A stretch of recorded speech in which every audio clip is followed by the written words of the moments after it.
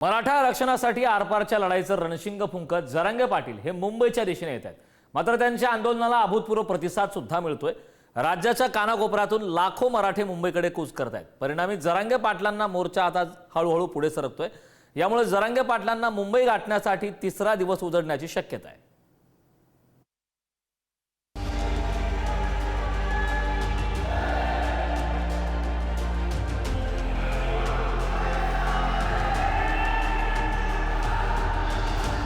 मनोज जरांगे पाटलांनी काय कमावलं याची प्रचिती या दृश्यांवरून येते। जसं जसं भगवं वादळ पुढे सरकतंय तसतसे मराठा बांधव मोर्चाला येऊन मिळताय। त्यामुळे अंतरवालीतून मुंबईकडे निघालेल्या जरांगे पाटलांना जुन्नरला पोहोचायला दुसरा दिवस उजाडला। 27 ऑगस्टला सकाळी 10 वाजता निघालेले जरांगे पाटील जुन्नरला मुक्काम करणार होते, पण मोठ्या संख्येने मराठा आंदोलक सहभागी झाल्यानं तब्बल 21 तासांनंतर म्हणजे सकाळी 7 वाजता शिवनेरीच्या पायथ्याला पोहोचले। 21 तासांच्या दीर्घ प्रवासानंतर ना जरांगे पाटील थकले ना मराठा आंदोलक। जुन्नरमध्ये पोहोचता क्षणभर विश्रांती घेत जरांगे पाटील शिवनेरी गडावर निघाले। जो राजाचा इतिहास आणि विचार समजून घे, डावपेच समजून घे, तो यशस्वी होतो हे मी मानतो।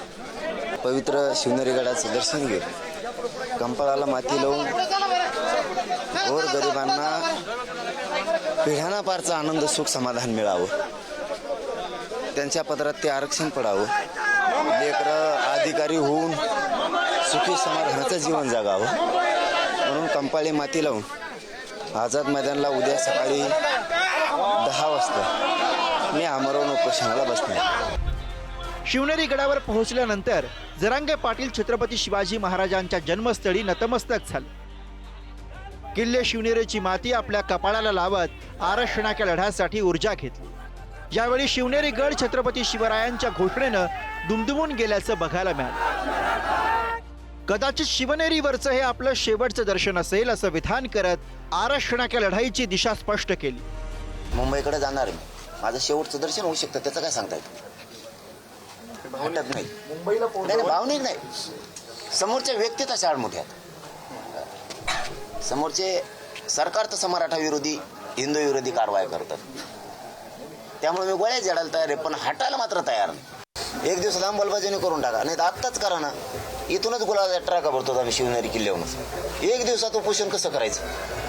मग करा तुम्ही एक दिवसात मागण्या मान्य। तुम्हाला कोणती पकडण्याचा प्रयत्न समाजाला मूर्ख बनवते, ते अपमान करतात माझ्या समाजाचा आणि माझा पण प्रत्येक वेळी जाणून बुजून, कारण मी मॅनेज नाही होत, पण मी हटत नाही फडणवीस साहेब। माझी दोन्ही समाजाला माझी विनंती आहे की शासन दोन्ही समाजाच्या हिताचा विचार करेल। कुठल्याही समाजाला दुसऱ्या समाजासमोर आणण्याचा शासनाचा हेतू नाही। त्यामुळे कोणावर अन्याय करून कोणाला देण्याचा प्रश्न नाही आहे, दोघांचे प्रश्न आम्ही सोडवणार आहोत। त्यामुळे ओबीसी समाजानेही हे लक्षात ठेवावं की कुठेही त्यांच्यावर अन्याय आम्ही होऊ देणार नाही, आणि मराठा समाजाने हे लक्षात घ्यावं की आम्हीच सोडवल्यात सगळे प्रश्न, दुसरे कोणी सोडवल्यात सांगावं, कोणी सोडवलेले आहेत। मराठा समाजाचे प्रश्न आमच्या सरकारशिवाय, म्हणजे मी मुख्यमंत्री असताना, शिंदेजी मुख्यमंत्री असताना तेव्हाच सुटल्यात, बाकी कधी सुटले प्रश्न, आणि आम्हीच सोडवणार आहोत। जुन्नरमध्ये जरांगे पाटलांच्या मोर्चात चहूबाजूंनी मराठा बांधव सहभागी होत आहे। डोंगरात उगम पावणाऱ्या नद्या जशा समुद्राला मिळतात, अगदी त्याच पद्धतीनं गावोगावचे मराठा बांधव मोर्चाला येऊन मिळत आहे। याच भगव्या जनसागराच्या साक्षीनं जरांगे पाटलांच्या मराठा आरक्षणाचा लढा आणखी बळकट केलाय। आदरणीय मनोजदादा जरांगे पाटील हे संपूर्ण हे मराठा समाजाच्या मुला बाळासाठी आणि त्यांच्या भविष्यासाठी अत्यंत रात्रंदिवस प्रवास करीत आहे, रात्रंदिवस मेहनत घेत आहे, आणि आमच्या मराठा बांधवांना पूर्णपणे अगदी शासनाच्या नियमाप्रमाणे अधीन राहून कायद्याच्या आम्हाला मराठा आरक्षण मिळालंच पाहिजे यासाठी ते पूर्ण रात्र मेहनत करीत आहे। पूर्ण महाराष्ट्र त्यांचा हा आमचा समाज मनोजदादाच्या पाठीमागे हिमतीने त्यांच्या पाठीमागे झटत आहे। गहू चपात्या सोबत सगळं करून खाणार आम्ही, हातानं गॅस भट्टा सोबत आणलेला आहे, महिनाभर राशन पूर्ण असं राशन आहे आमच्याकडे, त्याची काय अडचण नाही। पाऊस येऊ पाणी येऊ काही येऊ दे, आम्ही हलणार नाही।